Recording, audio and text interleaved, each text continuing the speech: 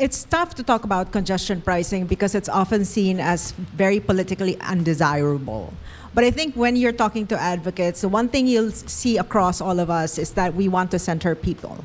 We want to center people at the heart of policy and even the concomitant politics that inevitably surround it, which is now exhibited in the case of New York City.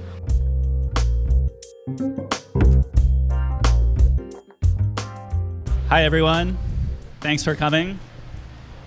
My name is Christian Milneal. I'm the editor-in-chief of Streets Blog, Massachusetts. Thank you so much for joining us here today. We're going to talk about congestion pricing, which until a week ago was pretty wonky transportation subject, but it's all of a sudden become a very hot political story in the past week, and we're going to talk about that. But first, I want to thank the GBH Forum Network for hosting us here. Thank you to the Boston Public Library. I'd also like to thank the Streets Blog Massachusetts Board of Directors for helping so much to organize this event. Thank you so much, especially Ashley and Lisa. And I'd really like to thank these panelists here as well. I'm going to introduce them to you right now. Down at the end of the table, we have Boston Globe transportation reporter Taylor Dolvin. Next to her is, joining us from New York City, is journalist and Streets Blog New York City contributor John Sirico. And next to me here is Reggie Ramos, the Executive Director of Transportation for Massachusetts. So John, I'm going to start with you, since you're joining us from New York. I think we're going to hear a lot from you today about everything that's happened in the past week. But before we get into that, could you just outline for folks what is congestion pricing? Walk us through a little bit of the history of how we got here today. Sure. Thank you so much. And thank you for having me and for giving me this opportunity to come to Boston. It's been nice to take a break from New York this last week, to be honest.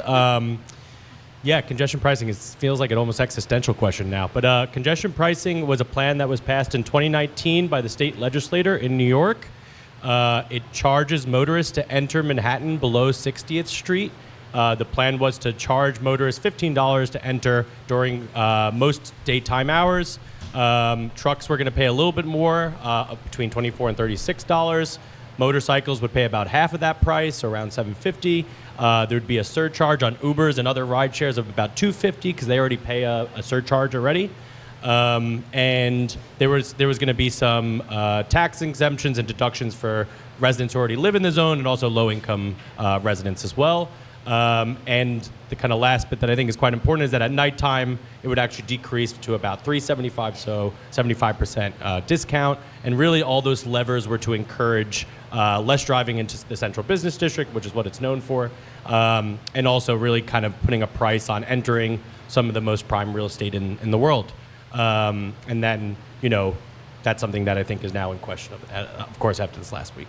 Yeah, and so just to catch people up, last week it was all ready to go by the end of, it was supposed to start June 30th, correct? Yes. And then what happened last week?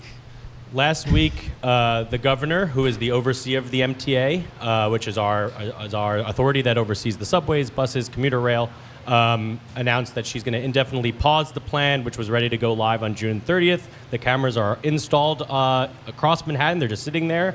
And she announced kind of last minute that, at the kind of 11th hour, that she's going to indefinitely pause the program. And I'm going to turn to you, Reggie, because even though New York City is getting a lot of the attention right now, this isn't actually a very new idea. A number of cities across the world have done this before, right? Yes, there are many international examples. We have, treated as the gold standard for congestion pricing: Singapore, Stockholm, London, Milan, all those cities. The Czech Republic has one. All these cities have implemented some form of congestion pricing with different goals, right? Some of them to address sort of congestion, some of them more directed at emissions, and really some to raise revenue as a secondary purpose. But this is not something new. And I should say, even in the United States, there are a number of toll roads, in red states like Texas and Florida, Oklahoma and Washington, all over the country. A lot of toll roads vary their pricing depending on traffic. So if it's rush hour, you might pay more, and the idea is to manage congestion that way. Taylor, I want to ask you a question. is congestion pricing different from tolls? Like, how do you draw that distinction when you're writing about this? Yeah, so transportation experts, how they've explained to me is that tolls are really a way the prime goal of a toll is to raise money to pay to build a road or to maintain a road. Whereas congestion pricing, the goal is really to change behavior. So congestion pricing, the goal is to get people to drive during off-peak times. And a secondary effect of that program can be to raise revenue, like New York had projected to raise billions of dollars to funnel toward public transit. But tolls do not discourage driving inherently. Often we drive through tolls on the highway and we don't really notice that we've paid them, whereas congestion pricing, you're going to notice if you're paying $15 to drive into Manhattan. That's very different. Yeah, so sort of the point is that you're forcing drivers to notice that it's expensive to drive on these congested streets and try to get them to change their behavior, right? John, I want to go back to you and let's start talking a little bit about the politics. Can you explain to us a little bit about who would have run the congestion pricing system? Would it have been the city? Would it have been the state? And why does Governor Hochul have a say in this at all? Yeah. So the city actually doesn't play a major role here. What congestion pricing was going to be implemented by the MTA, the Metropolitan Transportation Authority, which is overseen by the state. And their argument was that we already have a tolling structure. You know, we charge bridges. They have Easy Pass. We already have the tools, and also, the revenue would go to their projects, to station renovations, to electric buses, to modernizing signals. The city has a say over some board members of the MTA, but largely their role was preparing the streets for this because they had announced 2 weeks ago a major slate of projects in advance of congestion pricing: new bus lanes, new bike projects. They control the streets, the way the streets look, but the MTA really runs transportation in the city from the real hard nuts and bolts and hardware of the transportation system. And that's something that has made it really interesting, the reaction to the governor, because the Mayor Eric Adams has come out kind of supporting the governor, saying this pause, he keeps saying they want to get congestion pricing right. But then you have this completely kind of balkanized reaction from Congress people who have been very outspoken against the governor's decision, local council members who really don't have a major say but are really using their bully pulpit right now. So you're really seeing the kind of already, the balkanized transportation system really in the reactions to the governor's decision. Mm-hmm. And we were talking about this a little bit before the events, but obviously when we were planning this event, we did not expect the governor to make this decision. I don't think anybody expected the governor to do this at the 11th hour. And you were telling me a little bit about, one of the consequences of this last minute decision is that the MTA has actually already borrowed a bunch of money expecting to be able to pay back with these new congestion fees. And so what happens with that? Yeah, so even the contract for the cameras is about $500 million. So those cameras that will no longer be used, hypothetically, was about $500 million just to install them. This throws the MTA into a fiscal crisis. They inked the most ambitious capital program for the next 5 years, almost entirely on congestion pricing projections. They put out a statement, which I've never seen the MTA put out a statement quite like this on Friday night, saying that the governor has put us in a position now where we have to completely revisit that capital program, and they've already announced they're going to be deprioritizing elevator upgrades, accessibility upgrades, modern signals, all the things that this program is going to play for, and really have to revisit the entire plan, which I've never seen the MTA so loudly come out and say, there's a lot of coded language, I think, there, but the MTA really saying the governor's put us in quite a precarious situation. Okay, so this might sound a little bit familiar to a Massachusetts audience because we also have a funding crisis for the MBTA here in Massachusetts. The governor has convened a transportation funding task force that has been charged with coming up with new ideas to raise more money to fund the MBTA. The MBTA Board of Directors is looking at a budget for the coming year where they're projecting a $700 million operating budget shortfall just to keep the buses running, keep buses and trains running. And in addition to that, on top of that, there is a backlog of capital needs, construction projects that's they estimate is about $25 billion. So the MBTA also needs a lot of money. And so that's one of the big reasons why people are beginning to talk about congestion pricing as one potential, maybe not a solution, but one thing that might help with all these things. Taylor, you've been covering the MBTA board meetings and these budget conversations a lot. What do you think, looking at New York and knowing what you know about Massachusetts politics and the MBTA, do you think it's realistic here, or what's your take on this? I think, like John said, no one expected a governor who had spoken repeatedly in favor of this policy to reverse it at the last minute, and I think that really shows just how difficult this is to do. She had a lot of support, a lot of political support, and still felt like this was not politically viable. I think, after decades of car-centric transportation planning, implementing a policy to discourage driving is inherently very politically difficult, and I think that's what we're seeing in New York is that difficulty is outweighing some of these benefits that transportation experts say are key to reducing traffic, reducing transportation emissions, making roads safer. In terms of whether this can happen in Massachusetts, I think it's a question of political will and really a question of what the goals are of transportation planning in this state. There's not really yet an explicit goal to have people drive less, and that is what congestion pricing is for. So if that's not a stated goal, then this is not the policy for us. If that is a stated goal, experts say this is really part of a lot of things that have to happen to make people drive less. I want to add one thing to what John said about New York. Another key feature of the congestion pricing program in New York was to reduce fares on public transit for people coming in on their commuter rails from outside the city, and really making public transit more attractive at the same time. And we don't see that happening really in Massachusetts. We have a reduced fare program on the way, but in terms of really making transit compete with driving a car, we're pretty far behind. Reggie, I want to turn to you because Transportation for Massachusetts has been talking about congestion pricing as an idea for a while. Maybe not necessarily like what New York's doing, where you draw a line around the city and you use a toll to enter, but there's been conversations about adjusting tolls on I-93 and I-90, so that at the most congested times, those tolls might go up, and you might encourage people to drive at different times. From an advocate's point of view, how do advocates talk about congestion pricing in a way that doesn't raise politicians' hackles? Do you have any ideas on that? So it's tough to talk about congestion pricing because it's often seen as very politically undesirable. But I think when you're talking to advocates, the one thing you'll see across all of us is that we want to center people.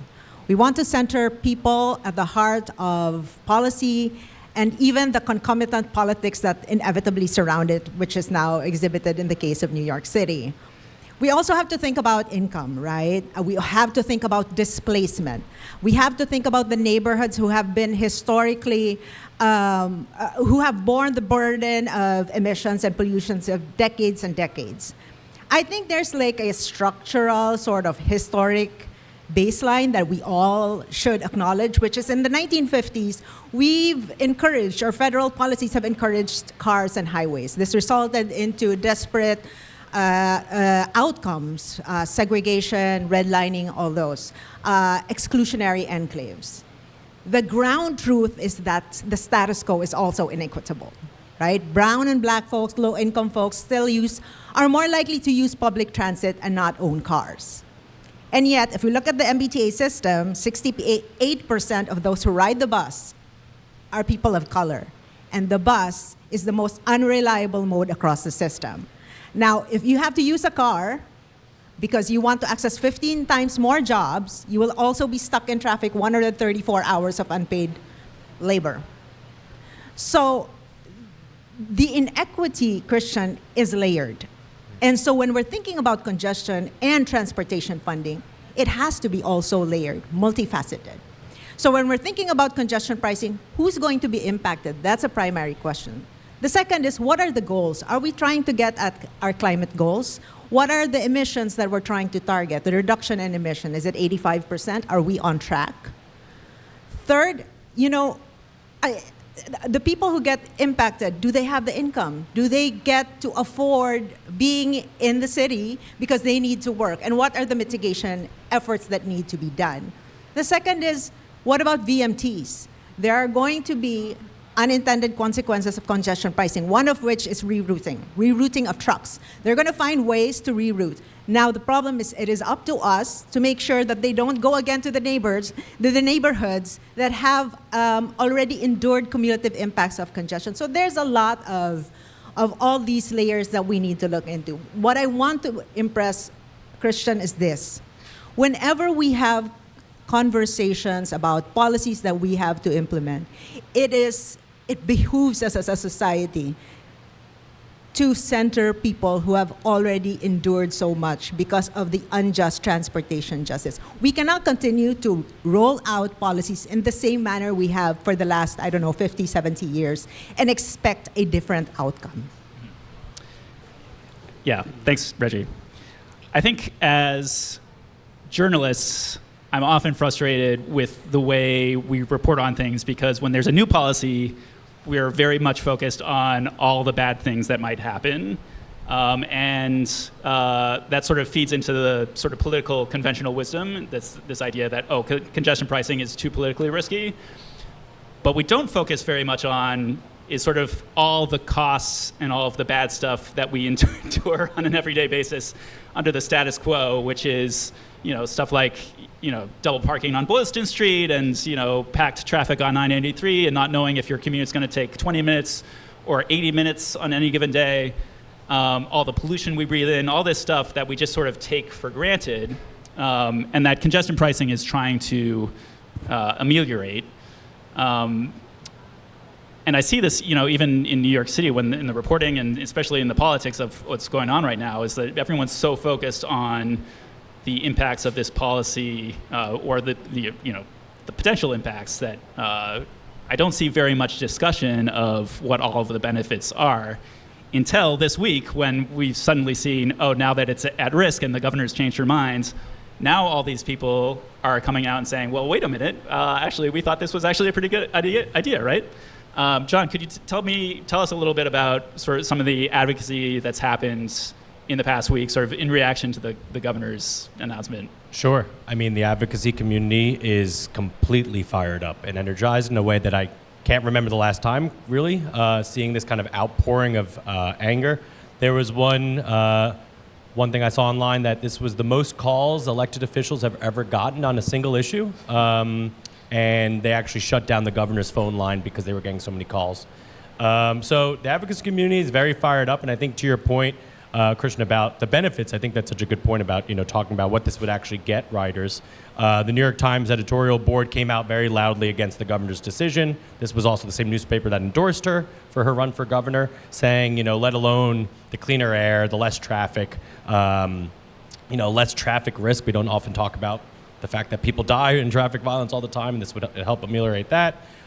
We also have a subway system that only a quarter of it has elevators. It's a system that is remarkably ableist. People can't use it. We have a system that is still using signals from the Great Depression.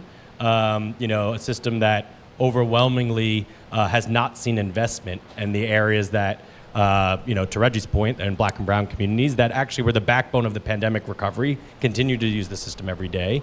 And because they're largely were frontline workers and still had to use the buses and trains. These folks have not seen investment in their stations and their systems. And also, I think what's kind of fascinating is that the governor has talked so long about transit equity. She really wanted to reverse the legacy of her predecessor, Andrew Cuomo, who passed the law, but largely focused on mega projects that benefited suburban commuters. So they fixed up the commuter rail, which was great. They focused on things that were good for tourists in Midtown, and she really wanted to reverse that. And she chose projects like the 2nd Avenue subway, which would have connected parts of Harlem that had been long disconnected. The Interborough Express, which is a new train line that would go through largely communities of color that have been disconnected. all of that is now up in smoke because it was going to be funded by congestion pricing. So she's kind of eating her words in that sense, where transit equity was really going to be her legacy in a way that I think is now endangered by her decision.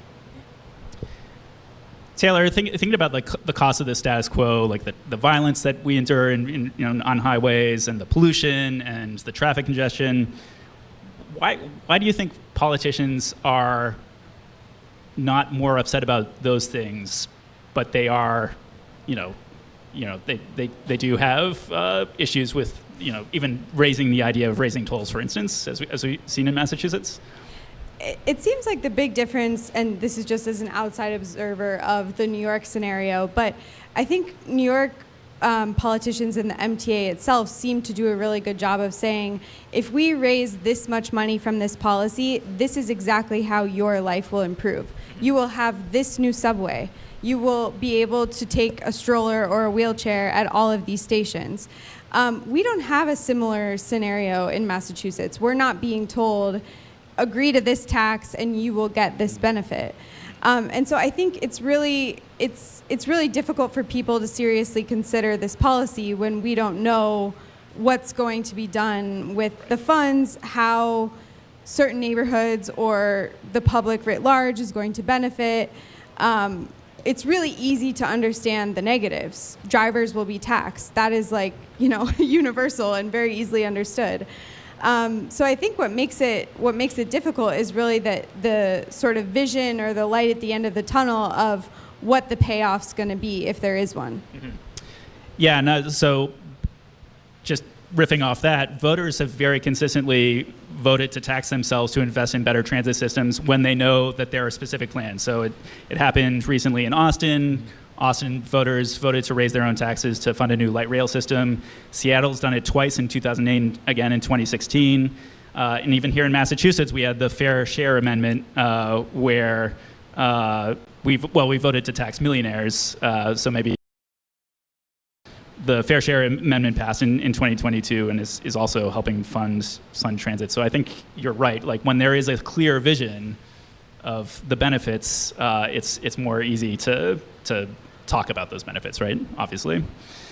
Reggie, I want to go back to you because another hot topic when people talk about congestion pricing is it fair? Is it inequitable?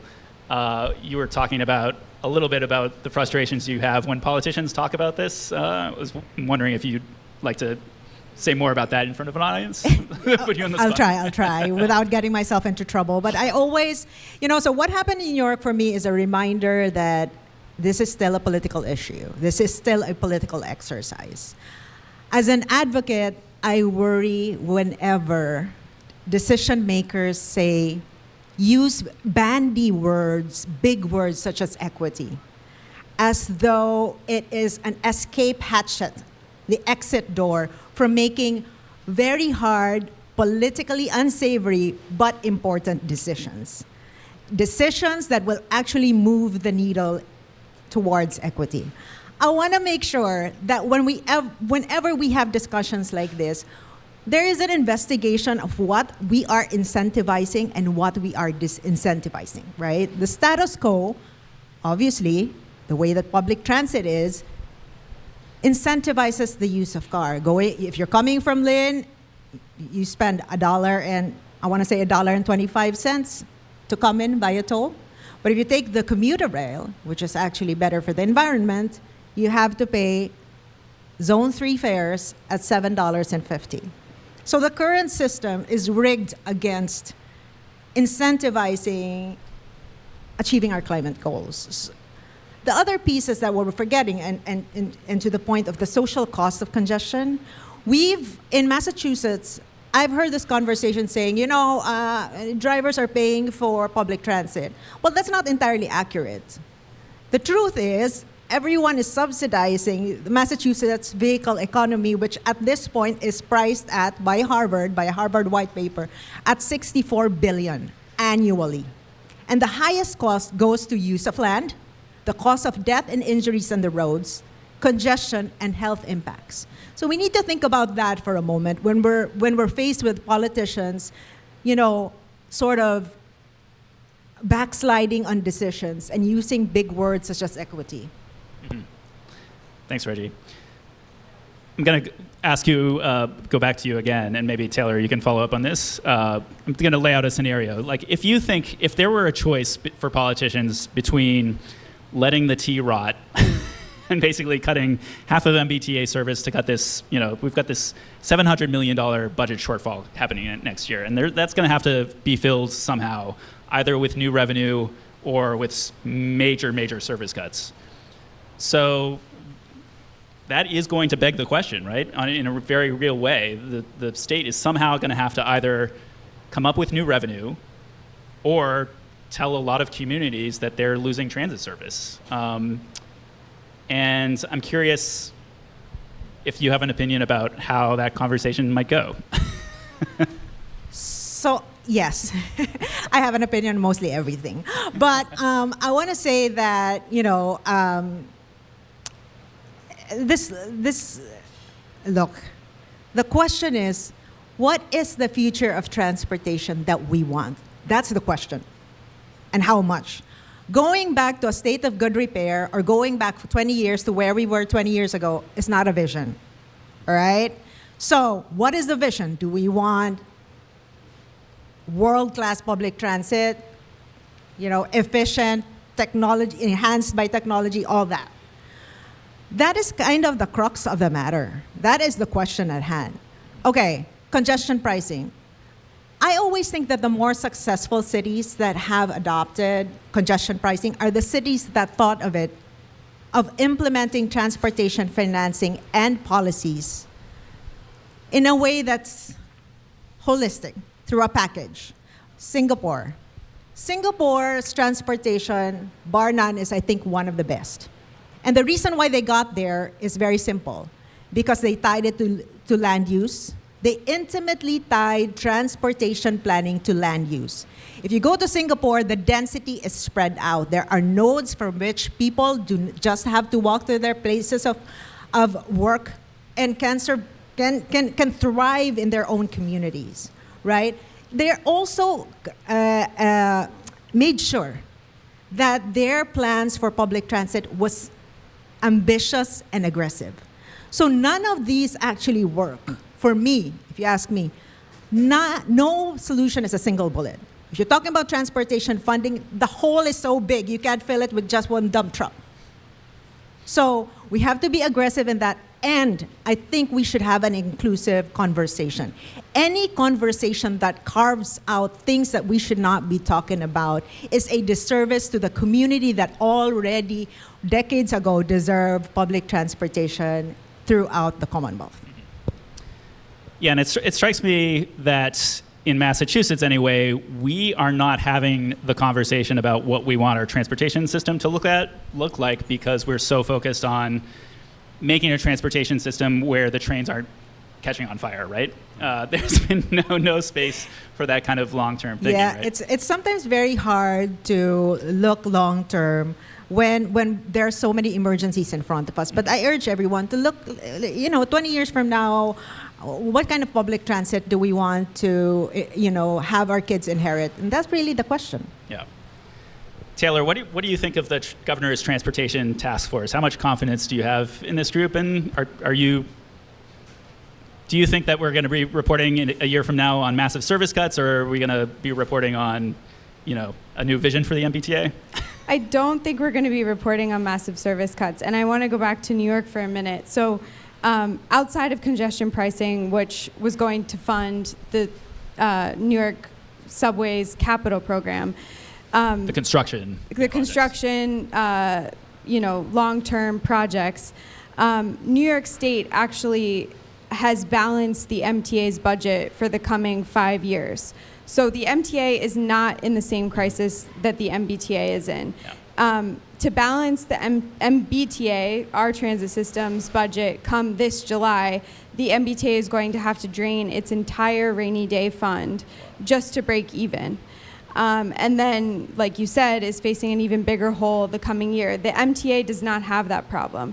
And so I think, a balanced budget that lasts more than a fiscal year could give the agency, more room to plan and more room to have a vision, I guess. But I don't think the legislature and the governor have always come through at the last minute to plug the hole that exists. Again, this year requiring the MBTA to drain its entire deficiency fund, but I just don't see service cuts. Our service on the MBTA, subway, and bus is still below pre-pandemic levels. I don't think they could raise fares in this scenario yet, but it will certainly be interesting to see. I think so. The task force is 31 people coming together, a monthly meeting, and they're supposed to have a report by December with recommendations of how to sustainably fund transportation statewide.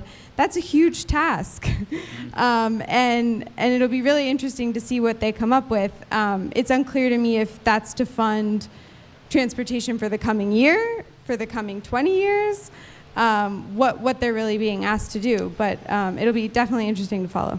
And we should note that we would love to know what's happening in those meetings, but they're not open to the public. So we'll find out in December, I guess.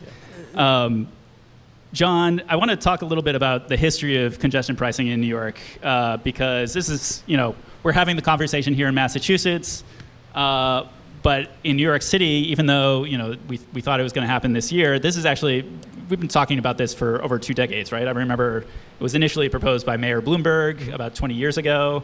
I think probably the idea goes back even further than that. Can you talk a little bit about the history and what finally got it to this point where we almost implemented it? Yeah, sure. So it's an idea that's been around since the 1950s. It was a Nobel Prize-winning economist's idea to cut traffic in major urban areas. The first time it came up was actually under Mayors Abe Beame and John Lindsay in the 1970s, largely in response to the Clean Air Act. The feds basically said you need to figure out the traffic problem in New York City. The air is so bad.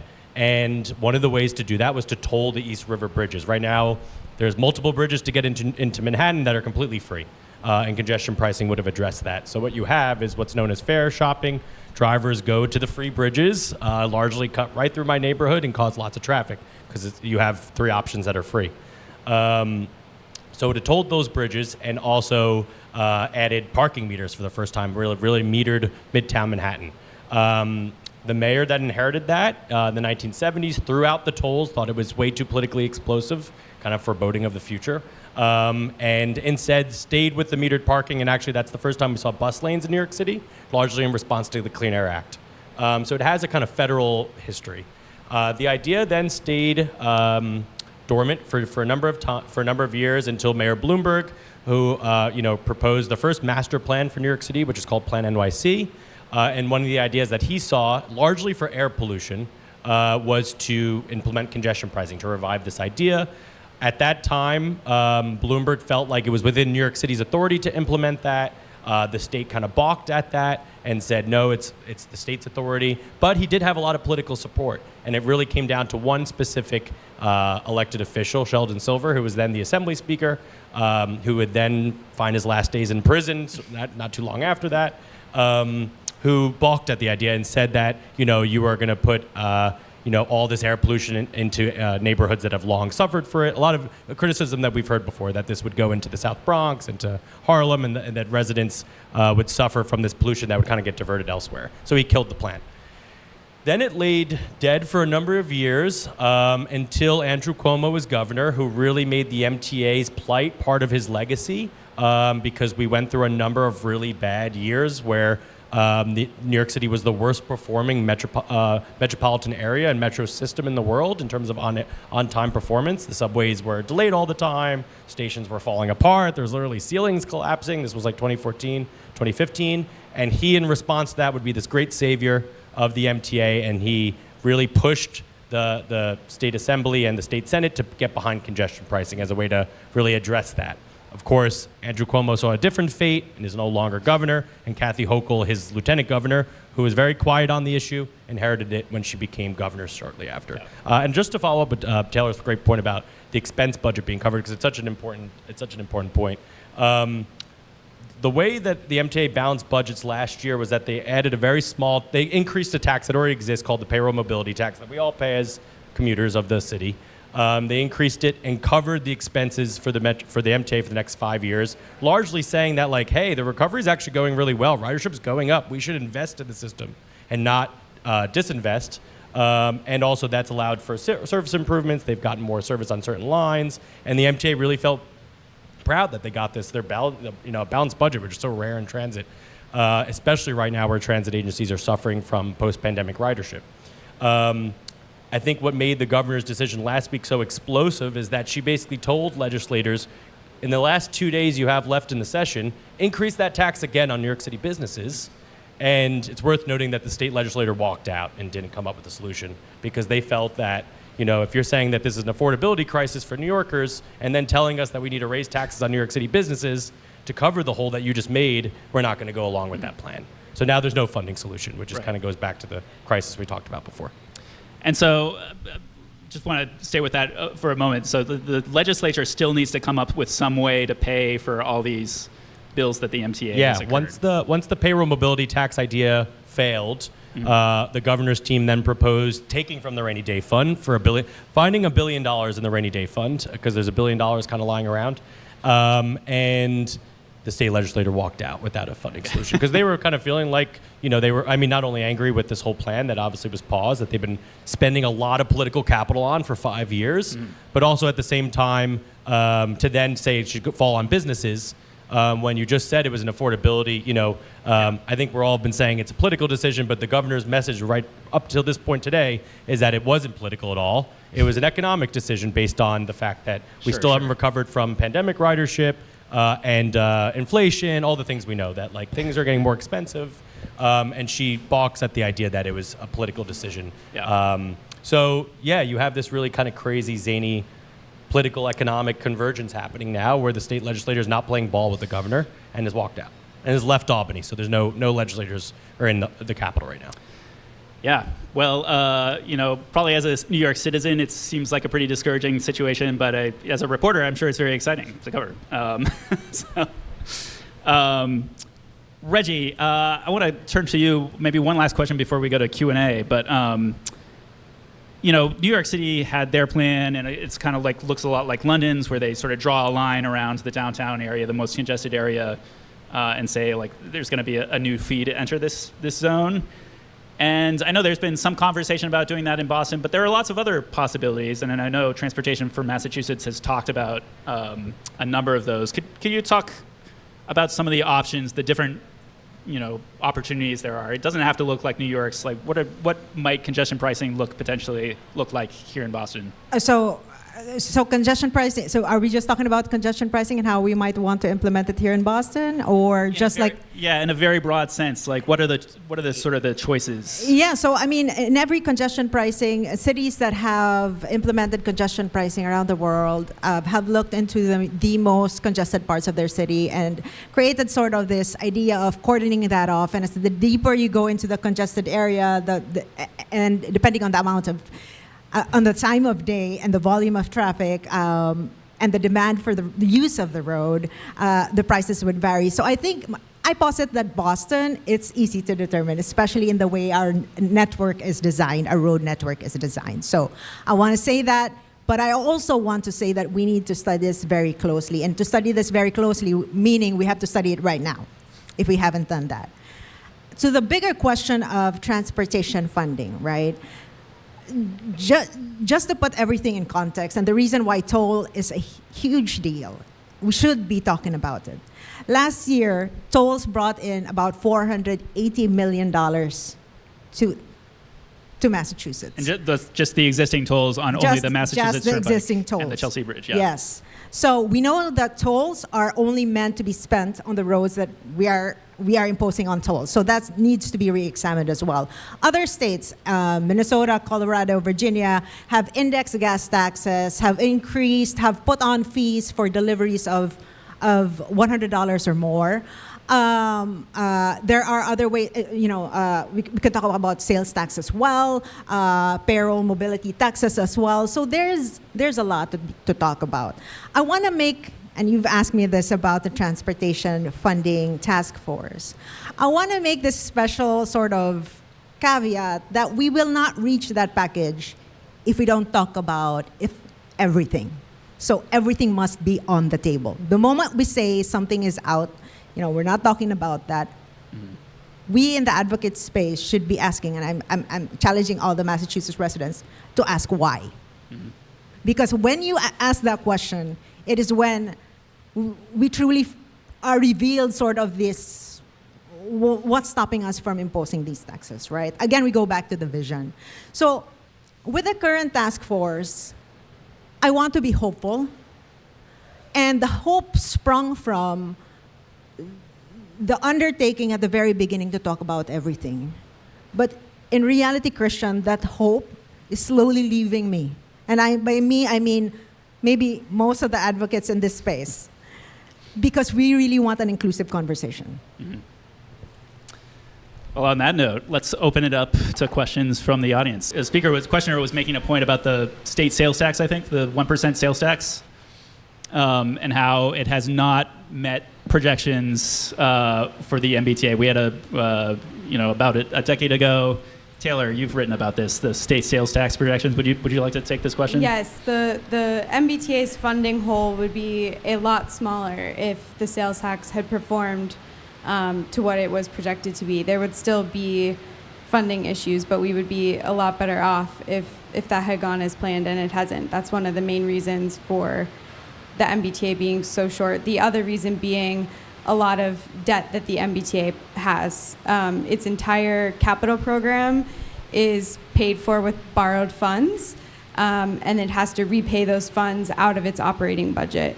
And some of the capital projects the MBTA has been required to construct were mitigation from the big dig that it didn't have a choice whether to do or not. A lot of those are very popular, like the Green Line extension, but with a agency that's in such a state of crisis, many people ask, was that a wise use of funds at that point?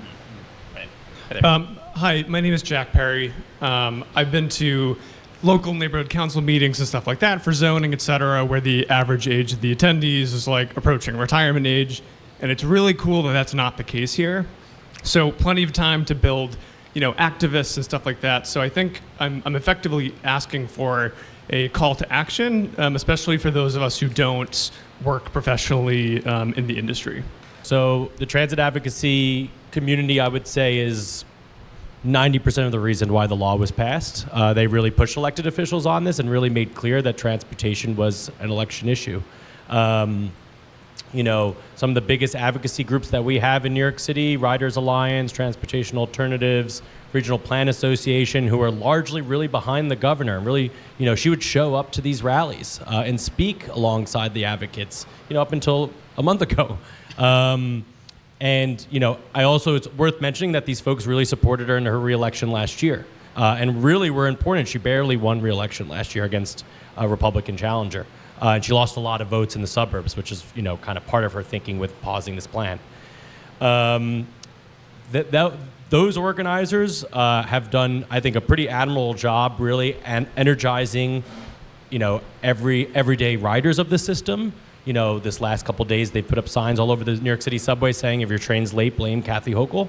And they've done a really good job, I think, tying your kind of the lived experience, going back to what you were mentioning before, and also just the everyday rider experience. We don't have elevators here because we don't have money for it. In a way that I think has really expanded their coalition.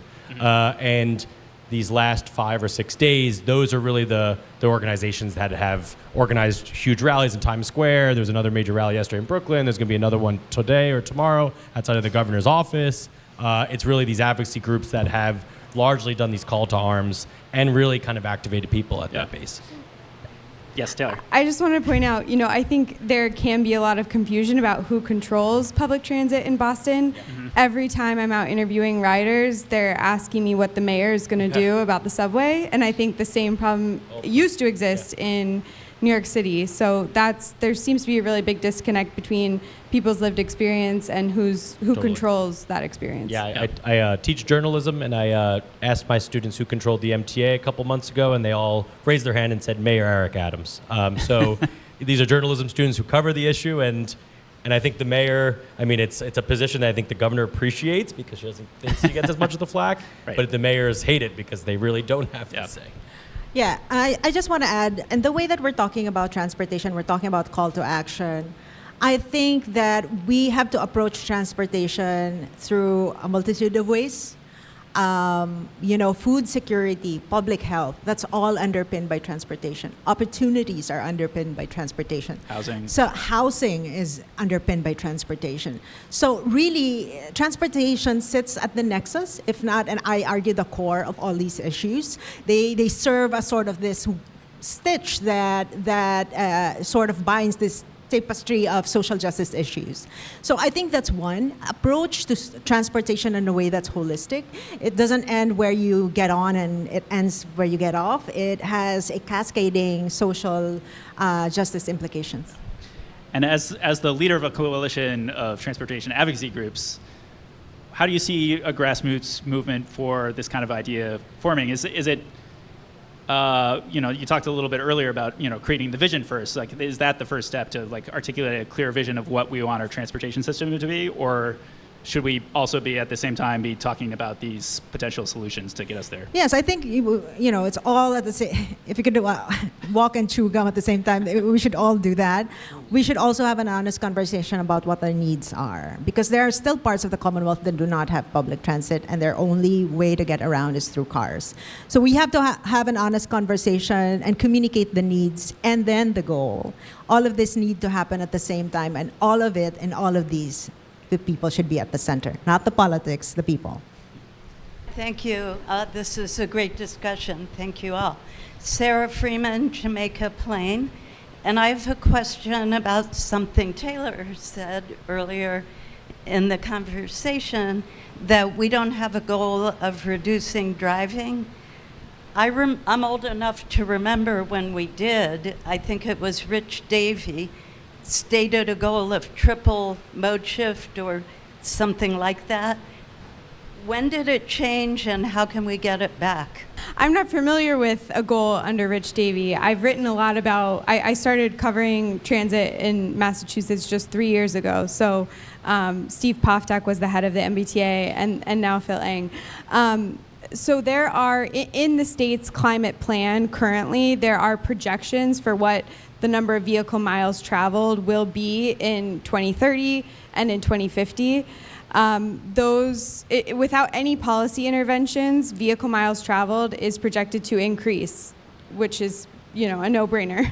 A lot of other states have really explicit statewide goals about reducing driving. Not a lot of states, several states, and are centering their transportation planning really around judging projects on the project's ability to reduce driving or not. And I know there's a lot of advocates pushing for that here, but I didn't know that there once was an aggressive goal, so I will definitely look that up. We should probably also bring that back in the long-term transportation plan that is being heard beyond mobility. MassDOT has a long-range transportation plan, and we in the advocate space have noticed that there are no explicit VMT goals. So that's something that we should bring back if there once was one. You can read more about that on Streets Blog Massachusetts if you're curious. I just wrote about that last week. So my question is around how do we think about what it means to listen to people in this process and who we're listening to, because sometimes politicians or those in power can use the same logic that we're using to say we want to highlight and uplift systemically marginalized voices to also at the same time lift up the voices that are perhaps starting to have a change in what their power is. So yes, community engagement has been traditionally using a structure that only invites or welcomes a specific demographic. Someone from the audience already pointed this out, that usually it's a certain time of day and a certain demographic, consistently voices out their opinion, and sometimes, and most often than not, the loudest person in the room gets their way. So I think we need to upend and change that, right? When we want to know what the needs are, you need to meet people where they're at. Meaning community engagement needs to be about community and getting to them. There are a variety of ways to doing this, language accessibility in general. But I do think that simultaneous forums, panels like this also help bring awareness to the issue. But I think it has to be a more aggressive move towards sort of what I want to say as, an all-embracing community engagement plan, where we're not just focusing of a certain demographic, but really truly trying to get the stories of those people who are most impacted. We know who they are, so we need to get to them, because sometimes they don't have the means to get to us.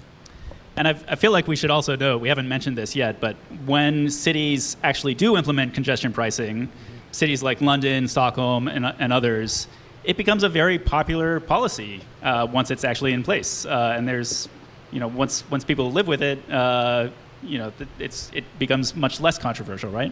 Yeah, actually, kind of speaking of London, Sadiq Khan just won re-election about a month ago. For the first time ever, a mayor's had 3 terms in London, and one of Sadiq Khan's signature policies was what's known as the ultra-low emission zone, which charges cars that are quite old for polluting London, because London has a horrible air pollution problem, and he won-handedly re-election. And it's something that, there is a lot of talk about.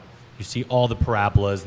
It's the most unpopular right before it goes in all the cities, and then it goes up. And I think Stockholm, they have headlines the day before and the day after about everyone loves the charge because there's so much less traffic in downtown Stockholm. Yeah, it's something that I think the governor was convinced that wasn't going to work in New York, and saw otherwise. Yeah. I'm Max Troiano, and I guess the thing that's been on my mind is, given this remarkable backlash to the governor indefinitely postponing the plan, is there a chance that it gets resurrected anytime in the near future, or does it seem like there's going to have to be another long, grueling round of advocacy? Yeah, so I was kind of talking to the panelists before this event, that it's literally changing by the hour. So there's talk of lawsuits because it's not quite clear if the governor can unilaterally act the way she's acted. There's talks of federal intervention because the Federal Highway Administration has to make a final decision. Given it's such a complex policy, the feds had to sign off on it, which was kind of the reason why it took so long, because Trump, when he was president, held off on it. So there's all these different levers and checks and balances, I think, that in this case could help advocates because it kind of delays things, but also at the same time is the reason why I think why it takes so long for America to do a lot of things, because there's all these different levers. So there is a talk right now of lawsuits and whether the governor has the legal authority to do what she's proposing. People demand transit be improved before we should consider policies to discourage driving, but transit needs money before it can improve. How do we break the stalemate? And then follow-up question. Governor Healy has said she isn't considering new taxes or tolls. Why is a supposedly pro-transit governor cutting off solutions before they're even proposed, and how do we push back? Yeah, that's the $25 billion question, isn't it?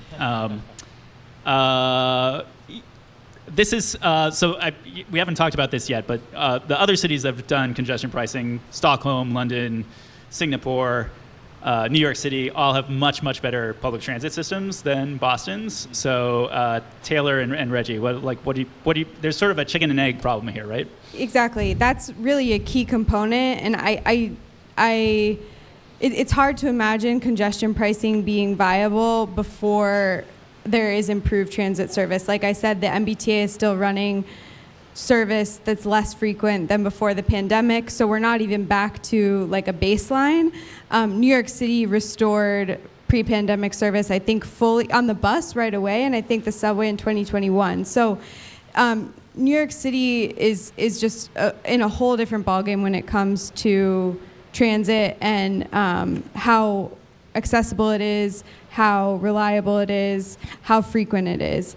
The chicken and egg issue, I think, goes back to what is the goal of congestion pricing. If the goal is to reduce driving and revenue is kind of an afterthought, that's not going to solve the MBTA's crisis. We're going to have to come up with other avenues there. But yeah, it's a big issue in Massachusetts, I think. Yes, totally agree, chicken and egg. We also want to state that we have multiple problems. We have problems of public transit that's not responsive, that's not safe, that's not reliable, or are working on being safe and reliable, depending on how you want to frame it. But also, we have problems about VMTs and how we have a very congested city. So I want to, in how we approach this, like I said in the very beginning, it has to be multifaceted. In cities like Singapore, they had decidedly made public transit as the choice mode. So I think it's political will that has to do with that. But we also have to examine, if we're doing congestion pricing and we are collecting fees from that, how are we going to spend that? So I think it's a push and pull. There's a balance to be made, but we can't get there unless we have an inclusive conversation, and that conversation needs to happen now.